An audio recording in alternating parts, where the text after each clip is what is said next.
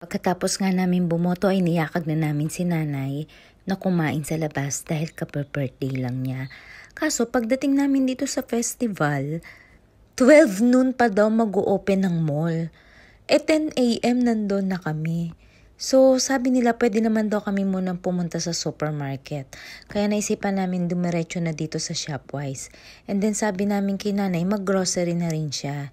So, ayan, nag-grocery na siya. And then, after nyan, ayan na, magtatanghalian na kami. Sabi niya, matagal na daw siya nagkikrave sa tempura. Kaya, dito na lang namin siya niyakag. So, ayan na, nag-start na silang mamili kung anong o-orderin. Ito nga pala yung batang panlaban namin sa mukbang. Lahat na lang kinakain. Maya-maya nga ay dumating na yung order namin. So, ito yung tempura. And then, ito naman yung pork tonkatsu ramen nila.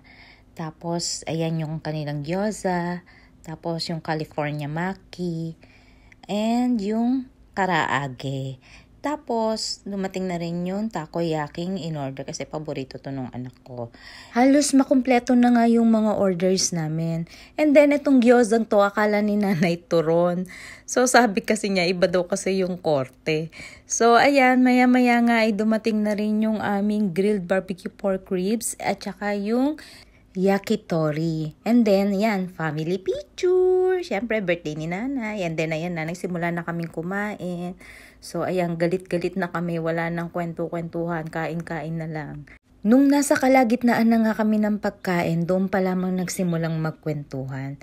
So, ayan, dahil may mga laman na ang tiyan, may enerhiya ng magkwento. Bakit pag malapit ng matapos kumain, laging may ganyan, piece of shame, piece of shame, piece of shame, piece of shame. Then pagkatapos namin mag-lunch ay nagpahinga lang sandali at kakain na naman. So, eto na yung pinaka-dessert nila. So, ayan. And then, halos hindi na nila rin makain kasi nga medyo busog pa rin sila. And then, after niya, family picture bago umuwi. And then, ayan, ihahatid na namin sila pabalik. Kaya, hanggang sa muli. Bye-bye!